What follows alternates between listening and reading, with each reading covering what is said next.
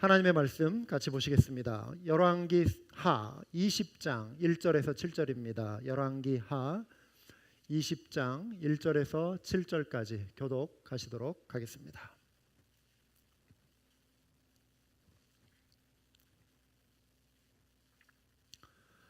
그 무렵에 히스기야가 병이 들어 거의 죽게 되었는데 아모스의 아들 이사야 예언자가 그에게 와서 말하였다. 주님께서 이렇게 말씀하십니다. 네가 죽게 되었으니 내 집안의 모든 일을 정리하여라. 네가 다시 회복하지 못할 것이다. 이 말을 듣고서 히스기야는 그의 얼굴을 벽 쪽으로 돌리고 주님께 기도하여 아뢰었다. 주님께 빕니다. 제가 주님 앞에서 진실하게 살아온 것과 온전한 마음으로 순종한 것과 주님께서 보시기에 선한 일을 한 것을 기억해 주십시오. 이렇게 기도하고 나서 히스기야는 한참 동안 흐느껴 울었다. 이사야가 궁전 안뜰을 막 벗어나려 할 때에 주님께서 이사야에게 말씀하셨다. 너는 되돌아가서 내 백성의 주권자인 히스기야에게 전하여라. 내 조상 다윗을 돌본 나 주 하나님이 말한다. 내가 기도하는 소리를 내가 들었고 내가 흘리는 눈물도 내가 보았다. 내가 너를 고쳐주겠다. 사흘 뒤에는 내가 주의 성전으로 올라갈 수 있을 것이다. 내가 너의 목숨을 15해 더 연장시키고 너와 이 도성을 아시리아 왕의 손에서 구하여서 이 도성을 보호하겠다. 내 명성을 지키기 위해서라도 그리고 내 종 다윗을 보아서라도 내가 이 도성을 보호하겠다. 같이 읽습니다. 그리고 이사야가 왕의 신하들에게 무화과 반죽을 가져오라고 하였다. 신하들이 그것을 가져와서 왕의 상처 위에 붙이니 왕의 병이 나았다. 아멘. 산 넘어 산이라고 하는 말이 있죠. 도무지 해결해 볼 수 없을 것 같은 어려운 문제가 겹겹이 쌓이는 것을 의미합니다. 그냥 가볍게 넘을 수 있는 동네 야산 정도가 아니라 우리는 비록 한 번도 가보지 않았지만 우리가 잘 알고 있는 히말라야 산맥 또는 에베레스트 산처럼 정말 도무지 넘을 수 없을 것처럼 보이는 정말 심각한 문제가 우리 앞에 놓일 때 우리는 어떤 마음이 들까? 혹시 여러분 상상해 보신 적 있으십니까? 혹시 그것을 지금 겪고 계신 분은 안 계십니까? 삶의 고난, 예고 없이 닥치는 어려움도 참 문제인데 더 심각한 문제는 도무지 우리의 힘으로 그 문제를 해결해 볼 수 없을 것 같은, 해결할 수 없을 것 같은 그런 한계에 부딪히는 것, 이것이 더 큰 고통인 것이죠. 올해 8월 달인가요? 한국에서 일어난 일인데요. 지방 아마 광주 쪽인 것 같습니다. 딸의 등록금을 마련하려고 딸도 노력하고 그 엄마도 많이 애를 썼는데 도무지 등록금 500만 원을 마련하지 못했다는 것입니다. 이에 비관한 모녀가 승용차를 몰고 호수 안으로 그냥 돌진해 버린 거예요. 그래서 모녀가 시체로 발견이 된 사건이었죠. 이 소식을 접해 들은 많은 사람들이 참 안타까움과 충격을 받은 것이 사실입니다. 시편 39편의 저자는 짧은 인생과 그 속에서 겪는 고난을 고백하며 이렇게 하나님께 호소합니다. 주님, 내 기도를 들어주십시오.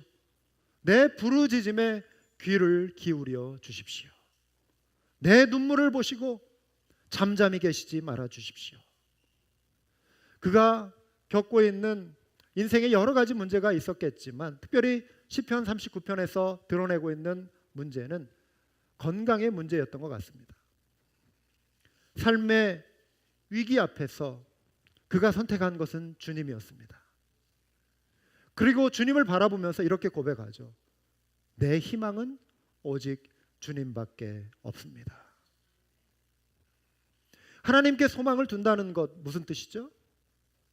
우리가 이 땅에서 우리 힘으로 해결할 수 없는 삶의 위기를 하나님 앞에 맡기고 도움을 요청하는 것입니다. 이게 하나님께 소망을 두는 것입니다. 그것은 곧 우리의 기도를 통해 표현이 되는 것이죠. 그 기도가 간절하고 절박할 때 나타나는 현상 가운데 하나가 복받치는 어떤 슬픔, 그리고 뜨거운 눈물입니다. 하나님을 향한 그 절박한 심정으로 흘리는 그 눈물, 그 기도를 눈물의 기도라고 말을 하는 것이죠. 그 기도가 간절하고 절박할 때 그 눈물의 기도를 올려드리는 그 성경의 인물들이 많이 소개되어 있습니다. 오늘은 그중 한 사람, 구약의 히스기야 왕, 그가 흘린 눈물, 그가 올려드린 기도를 통해서 저와 여러분의 기도 생활을 살펴보기 원합니다. 히스기야 왕에게도 산 넘어 산의 경험이 있었습니다. 그는 남왕국 20명의 왕 중에 13번째 왕이었습니다. 그가 왕위에 오른 나이는 25살이었습니다. 41살 되던 해, 아직 한참 왕성하게 나라를 다스리고 활동할 수 있는 그 나이에 뜻밖에도 원치 않는 질병을 그가 얻게 되었습니다. 그 병이 어떤 것인지 정확히 알 수는 없지만 아마 피부 종양이 아니었나 싶습니다. 그 당시의 의술로는 고칠 수가 없어서 이제 곧 죽음을 앞두고 있는 그런 위기의 상황이었습니다. 이사야 선지자가 히스기야 왕에게 찾아와 하나님께서 하신 말씀을 전달해 줍니다. 주님께서 이렇게 말씀하십니다. 네가 죽게 되었으니 내 집안의 모든 일을 정리하여라. 네가 다시 회복하지 못할 것이다. 이때나 지금이나 지금은 의사들이 이제 진단해서 우리가 정말 듣고 싶어 하지 않는 그런 말 이렇게 해주는 거 있잖아요. 그래서 건강검진할 때 한편으로는 건강하다가도 건강검진 받는다면 왠지 조심스럽고 겁이 나고 그런 경험들 하지 않습니까? 그런데 우리가 정말 듣고 싶어 하지 않는 그 말을 딱 했을 때 우리는 충격을 받습니다. 많은 사람들이 5단계의 반응을 보인다고 합니다. 첫 번째는 죽음에 대한, 당신은 이제 얼마 남지 않았습니다 말할 때 부정한다는 거예요. denial. 말도 안 돼. 나에게는 이런 일이 일어날 수 없어. 아마 오진했을 거야. 이런 식으로. 두 번째는 분노한다는 거예요. 나는 열심히 살아오고 정말 이렇게 죽도록 고생하며 열심히 살아왔는데 왜 이 일이 나에게 닥치는 거야?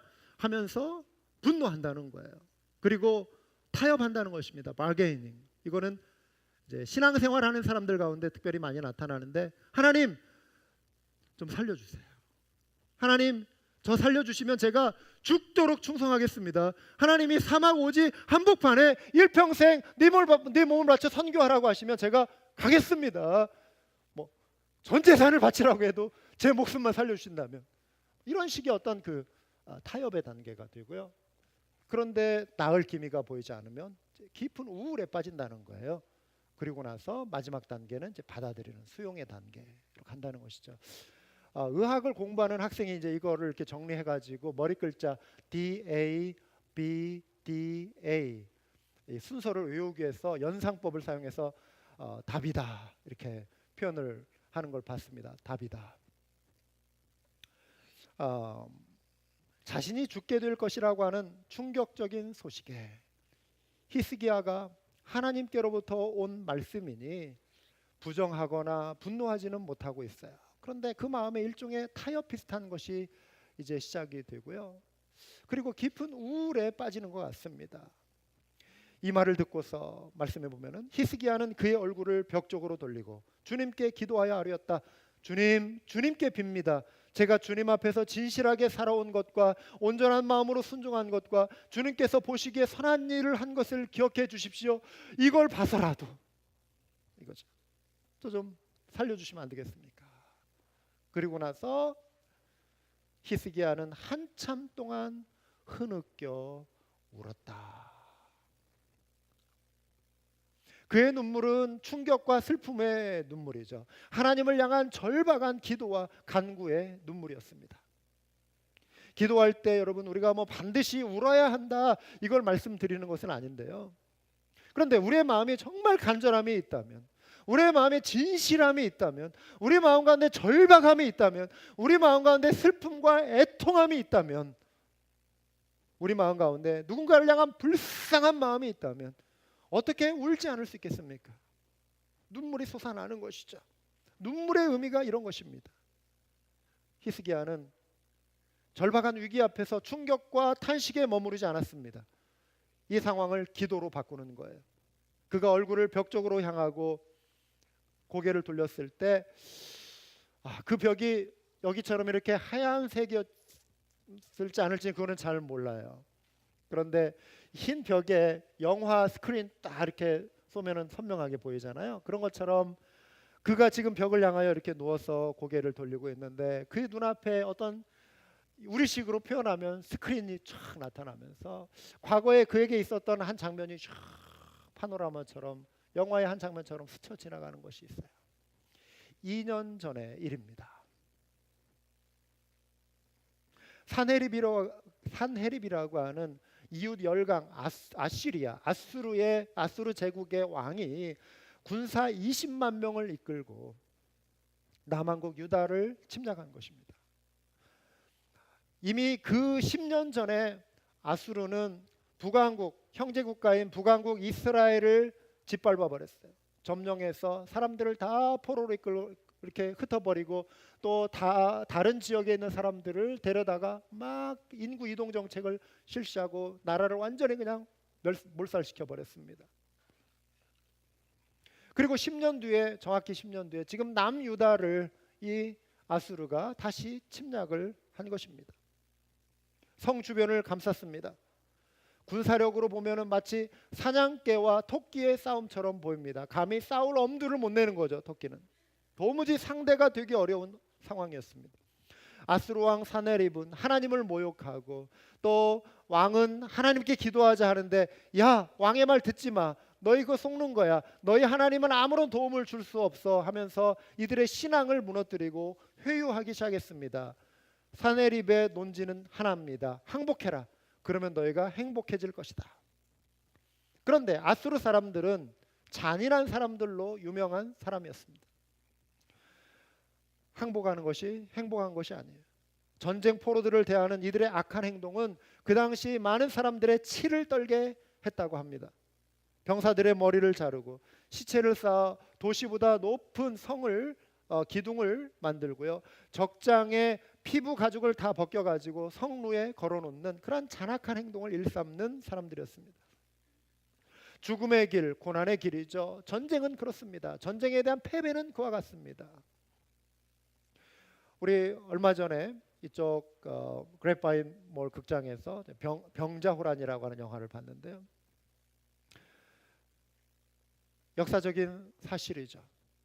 임진왜란 이후에 우리 조선이 청나라의 침략을 받고 이때 20만 명의 대군을 이끌고 오지 않았습니까? 2달 만에 그 추운 겨울 남한산상에서 결국 항복하고 그 굴욕의 삼전도 그 굴욕의 청황제를 이제 숭배하는 그런 어떤 무릎 꿇고 고개 숙여 절하는 이런 일이 있지 않았습니까? 전쟁은 불행한 것이죠. 패배는 불행한 것입니다. 역사적인 기록에 의하면 이때 조선의 부녀자 50만 명이 청나라로 끌려갔다는 거예요. 50만 명이.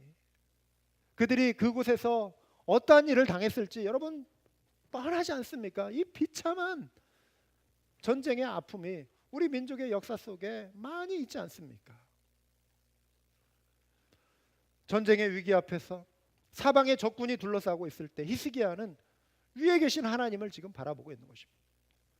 옷을 찢고 굵은 베옷을 입고 여호와의 전으로가 꿇어 엎드려 기도한 것이죠. 주 우리 하나님, 이제 그의 손에서 우리를 구원하여 주셔서 세상의 모든 나라가 오직 주님만이 홀로 주 하나님이심을 알게 하여 주십시오. 하나님은 히스기야 왕의 기도를 응답해 주셨습니다. 도무지 승리할 수 없을 것 같은 전쟁을 하나님이 개입해 주시고 하나님의 사자를 보내서 하루 저녁 사이에 18만 5천 명의 아수르 군사를 싹쓸이 해버리셨어요. 멸하셨어요. 사네립 왕은 자기의 고향으로 돌아가서 왕궁에서 그들의 신에게 예배하다가 자기 아들의 칼에 맞아 죽임 당하게 됩니다. 하나님을 모욕했던 왕의 최후였습니다. 사랑하는 여러분, 기도는 도무지 해결될 수 없는 삶의 문제를 해결해 줄 수 있는 통로가 됨을 믿으시기 바랍니다. 우리 삶의 문제에 하나님께서 개입해 주시고 긍휼히 여겨 주시기를 초청하는 것이 기도입니다. 도무지 변화될 수 없을 것처럼 보이는 문제들을 하나님이 개입해 주셔서 변화시켜 주시는 능력이 기도에서 나오는 것입니다. 히스기야가 벽을 향해 고개를 돌리고 울며 기도하는 가운데 2년 전에 바로 이 사건이 지금 스크린처럼 주마등처럼 샥 스쳐 지나간 것입니다. 그렇다면 히스기야가 벽을 향하여 울며 기도하며 그가 지금 붙들어야 할 것이 무엇이죠? 기도예요. 기도. 그에게 찾아온 또 하나의 위기, 질병과 그에 따른 죽음의 예고 앞에서 그가 기도합니다. 그는 기도하면서 이런 말을 하나님께 아뢰죠. 주님, 주님께 빕니다. 제가 주님 앞에서 진실하게 살아온 것과 온전한 마음으로 순종한 것과 주님께서 보시기에 선한 일을 한 것을 기억해 주십시오. 성경의 인물들이 이해한 기도는 이것이었습니다. 하나님과 올바른 관계를 이루어 갈 때 그 기도에 대해서 하나님이 응답하신다라고 하는 것을 믿는 사람들이었어요.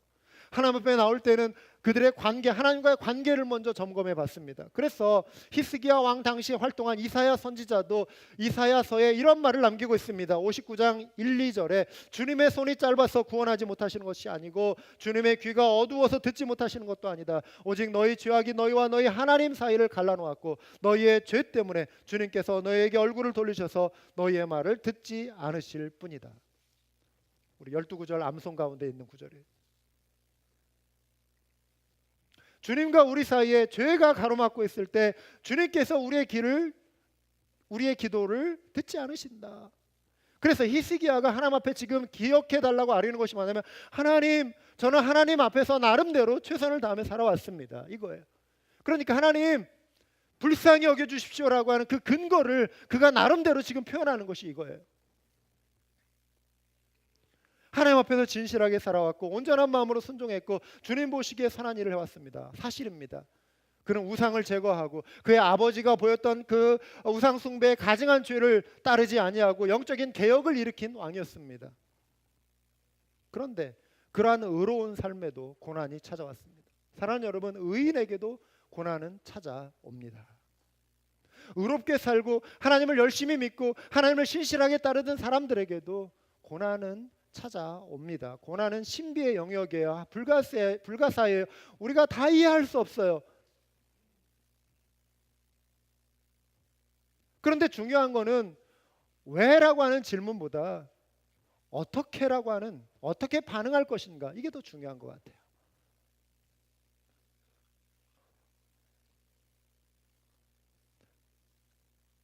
히스기야는 하나님 앞에 바른 관계로 살아왔기에 하나님 앞에 즉각적인 도움을 요청할 담대함과 확신을 가지고 나온 것이죠. 마치 이런 것입니다.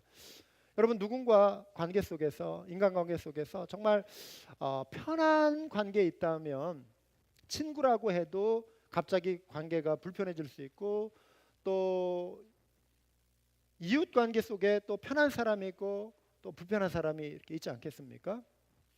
아무리 어려운 부탁이라도 정말 편한 관계라면 부탁하기가 쉽잖아요. 아무리 소소한 부탁이라도 어려운 관계라면 부탁하기가 어렵습니다. 기도는 하나님 앞에 부탁하는 거예요. 하나님과 편한 관계에 있을 때는 문제가 생기면 즉각적으로 달려와서 하나님 앞에 무릎 꿇기가 쉬워요. 그리고 뭔가 마음속에 하나님 주신 어떤 확신 같은 게 있어요. 그래서 평상시에 우리가 하나님과의 바른 관계를 유지하는 것이 하나님 앞에 나올 수 있는 그 힘을 주고 담대함을 주고 편안함을 준다는 측면에서라도 정말 필요한 거예요. 우리는 절박한 위기가 찾아왔을 때 기도하기 전에 혹시라도 하나님과의 관계에서 막힘은 없는지를 살펴봐야 합니다. 자백할 죄, 회개할 죄가 깨달아지면 눈물로 회개하며 하나님과의 관계를 회복하는 우리 모두가 되어야 할 줄 믿습니다. 그럴 때 하나님께서 그 기도를 들어주시는 것입니다.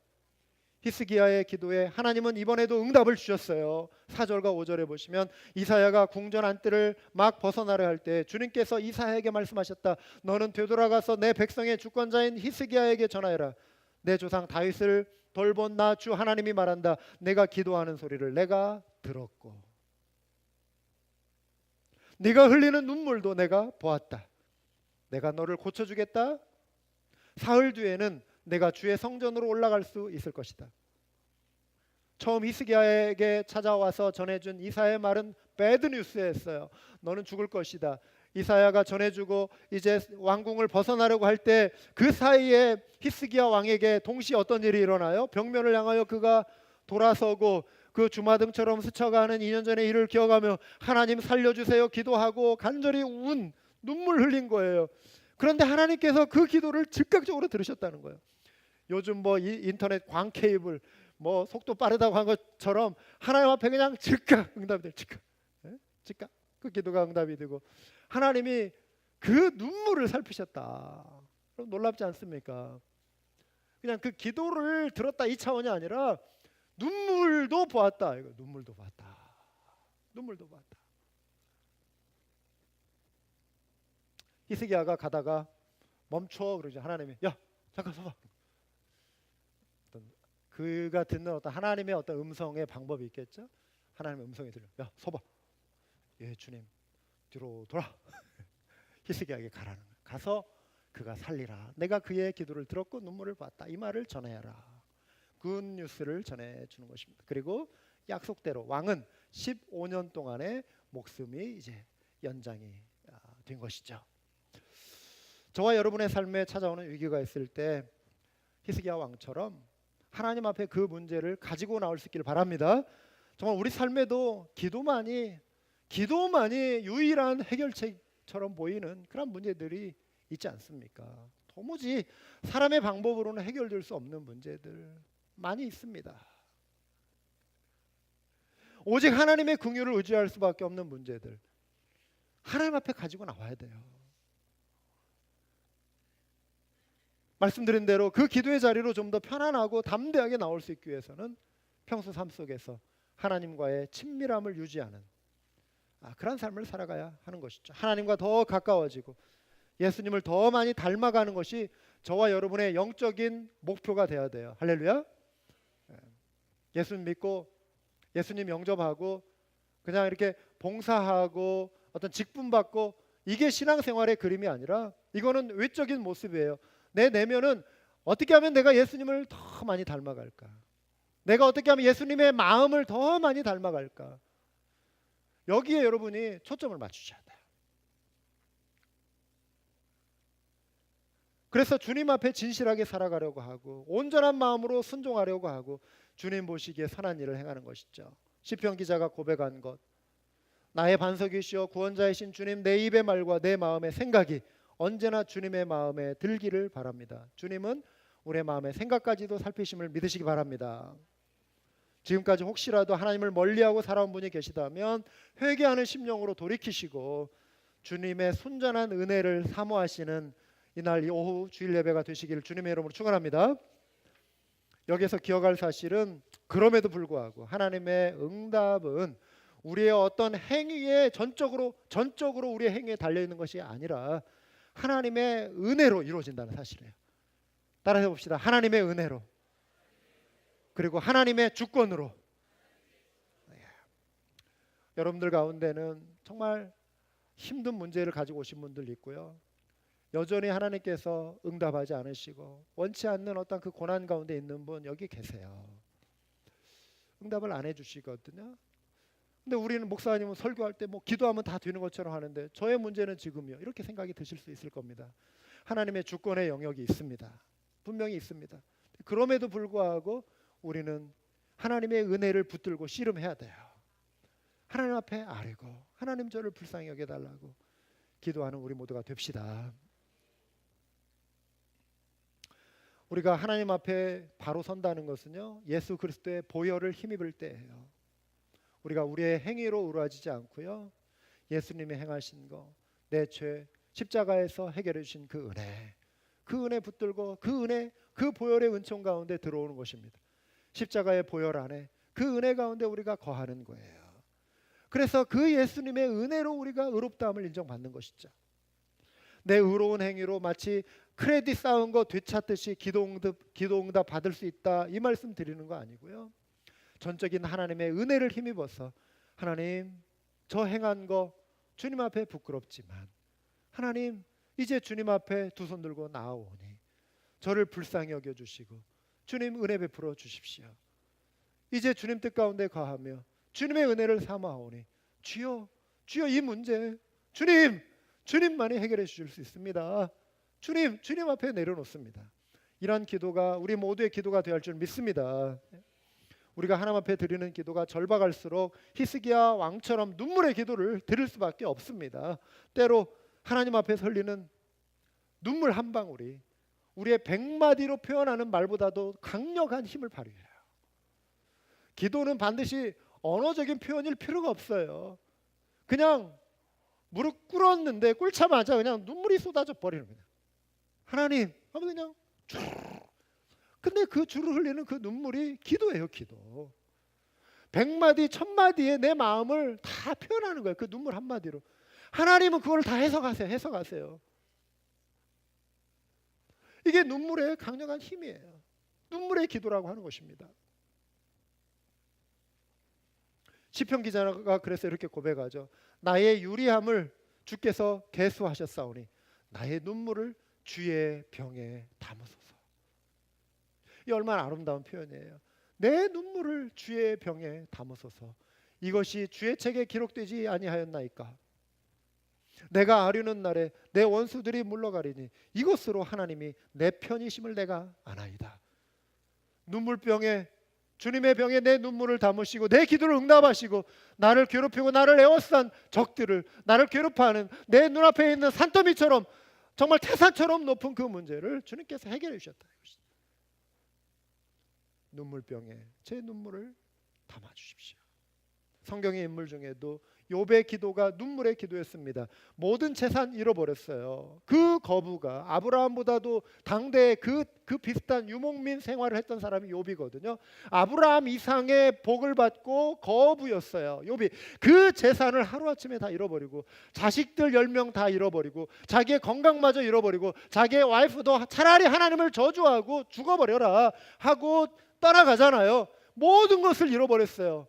그가 엎드려서 기도하고 그러면서 친구들과 대화하는 중에 이런 표현을 하잖아요. 내 눈은 하나님을 향하여 눈물을 흘리고. 욥은 눈물로 하나님 앞에 기도했습니다. 다윗도 눈물의 사람이었습니다. 그가 흘린 많은 눈물은요, 자신이 범한 죄로 인한 회개의 눈물이었습니다.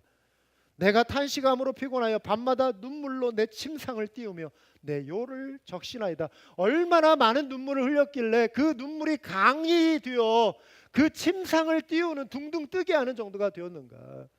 이건 하나의 수사학적인 표현입니다. 그만큼 그의 눈에 눈물의 기도, 회개의 기도, 긍휼의 기도가 흘러나왔다라고 하는 거예요. 멸망의 위기 앞에 놓인 조국을 위해 선지자 예레미야가 드린 기도, 눈물의 기도였습니다. 교회를 위한 사도 바울의 기도 역시 눈물의 기도였습니다. 그는 교회를 위해 기도하며 모든 겸손과 눈물로 주를 섬겼다라고 고백합니다. 눈물의 기도를 사랑하는 여러분, 주님이 살피시고 인정하심을 기억하시기 바랍니다. 그래서 예수님은 누가복음 6장 21절에 우는 자는 복이 있다 이렇게 말씀하셨어요. 우는 자가 복이 있다. 애통하는 자가 복이 있다. 우는 자가 복이 있다. 예수님도 아버지께 기도하실 때 눈물의 기도를 드리셨습니다. 예수께서 육신으로 세상에 계실 때 자기를 죽음에서 구원하실 수 있는 분께 큰 부르짖음과 많은 눈물로써 기도와 탄원을 올리셨습니다. 언제 때죠? 겟세마네 동산에서 당신께서 짊어지셔야 할 그 십자가를 앞에 두고 그 십자가의 고난 앞에 육신으로 오신 예수님도 너무나도 두렵고 그 고난의 잔이 너무나도 그분에게는 어려운 거예요. 할 수만 있거든 아버지, 이 잔을 내게서 옮겨주십시오. 그러나 내 뜻대로 마옵시고 아버지 뜻대로 하옵소서. 그러면서 복음서에서는 표시되어 있지 않지만 히브리서에서는 이때 예수님의 기도가 부르짖음과 많은 눈물로써 올려드린 기도와 탄원이었다.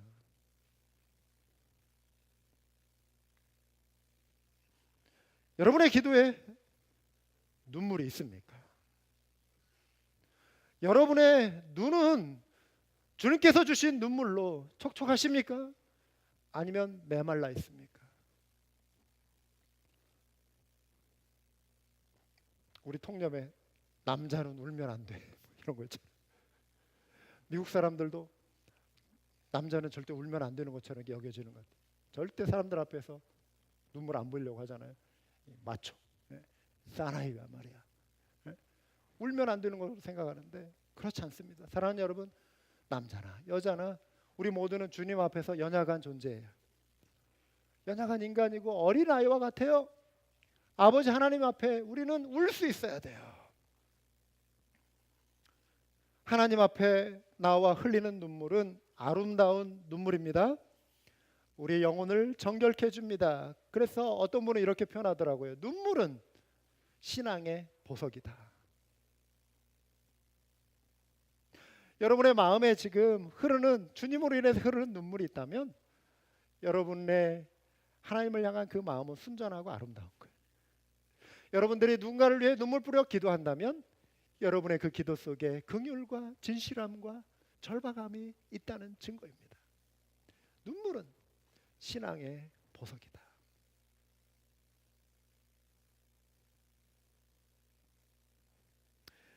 여러분도 기억하시는 분이에요. 이 가운데 많은 분들이 한때 우리 한맘교회 출석했던 어느 형제님 한 분이 있는데 어느 날 제게 와서 호소하더라고요. 목사님, 정말 실컷 한번 울어보고 싶은데 눈물이 나오지 않아요. 가슴이 여기에 탁 막혀가지고 눈물이 나오지 않는다는, 좀 실컷 울면은 이 마음에 쌓인 이 막 여기에 그냥 맺혀 있는 이 아픔, 이 한이 좀 확 녹아버릴 것 같은데 눈물이 나오지 않아 답답해요. 목사님, 열쇠 하나 좀 주세요. 교회 열쇠 주시면 교회 와서 저 혼자 기도하면서 실컷 좀 울고 싶어요. 한번 왔어요. 이분이 어떻게 좀 우셨습니까? 눈물이 잘 안 나온다는 거예요. 이분이 이민 생활하면서 많은 어려움을 겪었어요. 배신의 아픔도 겪고 그 고통 가운데 있다가 정말 마음이 힘든 그 상태에 있다가 턱하니 병이 찾아왔잖아요. 반신불수가 됐어요. 그리고 병원에서 전전긍긍 하시다가 병원에서 또 쫓겨나고 오고 갈 데 없는 이분 수소문 해가지고 결국 한국으로 이렇게 무료 요양시설로 이렇게 옮겼잖아요. 여러분 아시는 분이에요.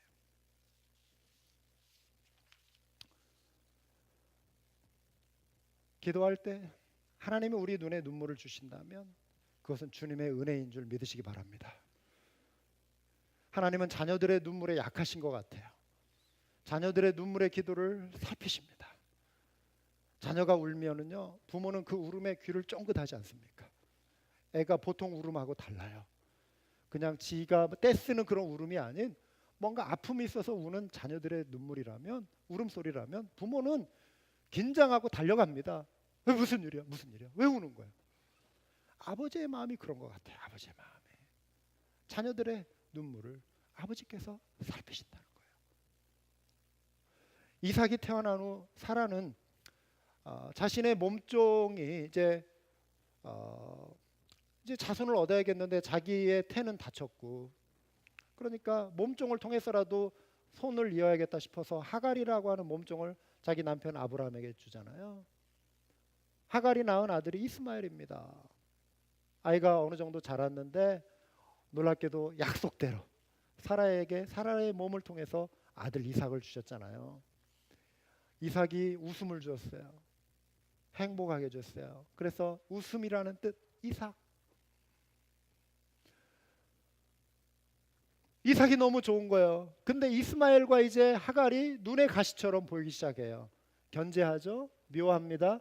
하갈이 그것을 견디다 못해 집을 나갑니다. 아브라함이 물 한 포대 이렇게 짊어지어주고 광야로 내보내요. 먹을 거 어느 정도 싸주고. 그 황량한 광야 한복판에 정말 멀리서 짐승 소리 들리고 그냥 돌멩이 황량한 바람만 부는 그곳에 턱허니 내던져진 하갈이 살아갈 길을 생각하니까 막막한 거예요. 머리 둘 데도 없고, 비 피할 때, 바람 피할 때도 막아줄 데도 없는 이 황량한 광야 속에서 내던져진 하갈이 이 막막한 환경 속에서 할 수 있는 거 한 가지밖에 없는 거예요. 폭폭해서 우는 거예요. 우는 거. 하나님, 하나님, 하나님, 어떡합니까? 어떡합니까? 우는 거밖에 없어요. 엄마가 우니까 이스마엘이 저만치 지쳐가지고 이렇게 누워가지고 엄마 왜 울어? 엄마 왜 울어? 하면서 애가 우는 거예요. 그런데 놀라운 일이 하나님께서 그 이스마엘과 하갈의 눈물을 보시고 주의 사자를 보내신 거예요. 그러면서 하신 말씀이 이거 아닙니까? 내가 저기에 누워 우는 저 아이의 눈물 소리를, 울음소리를 들었다.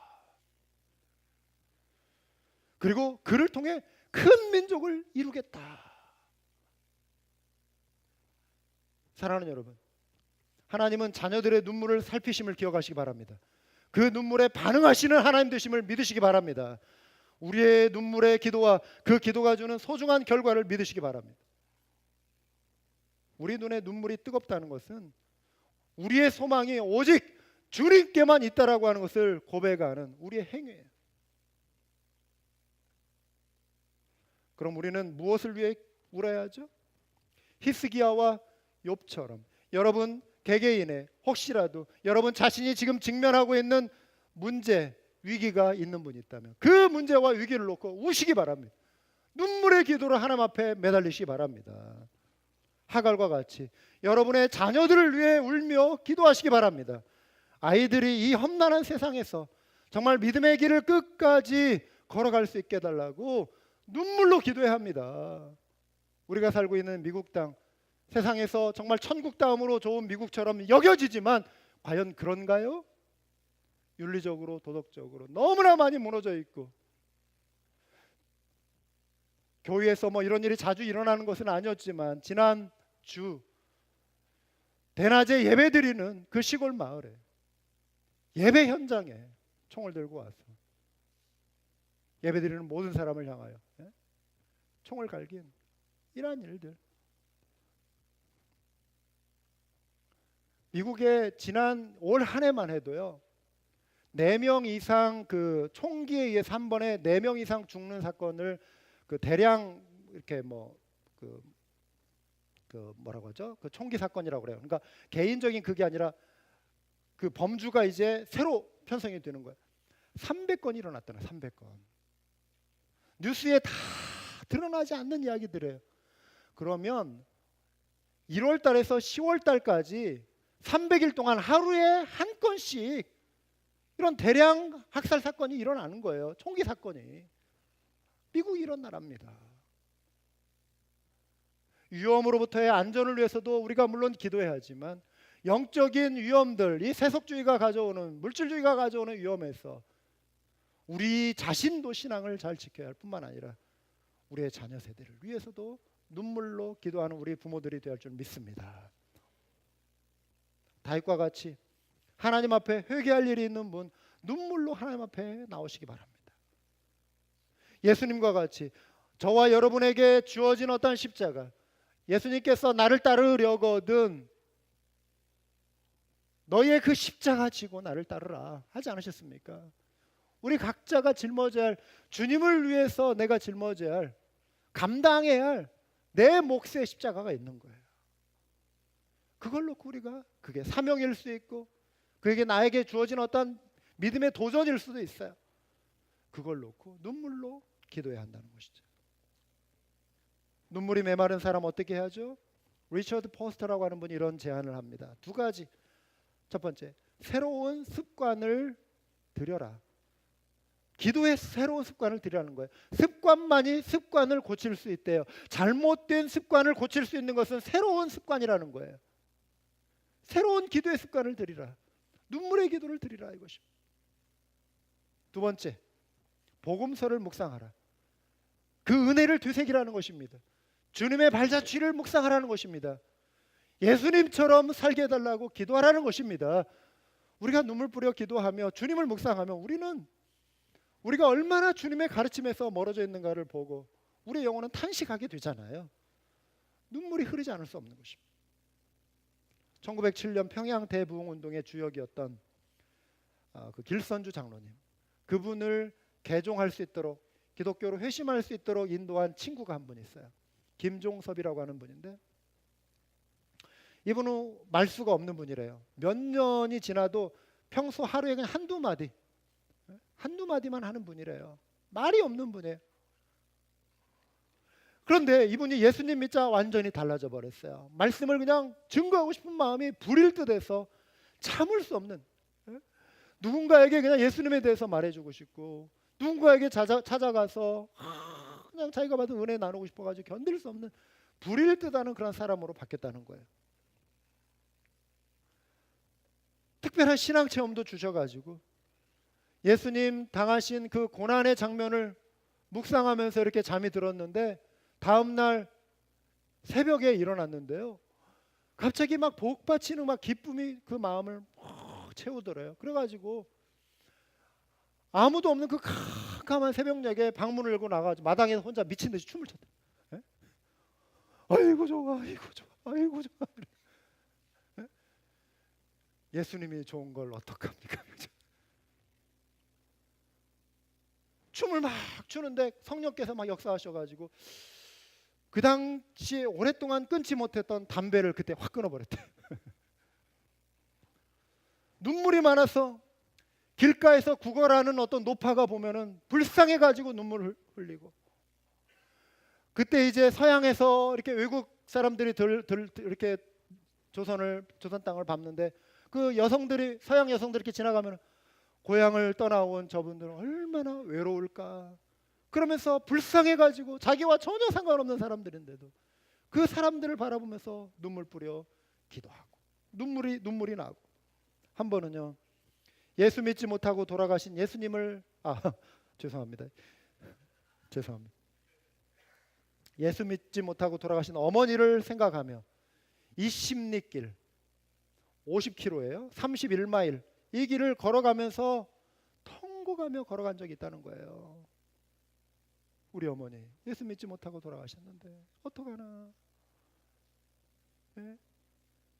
그 31마일 길을 통곡하면서 걸어간, 눈물을 주신 거죠. 주님이 그 눈에 눈물을 주신 거예요.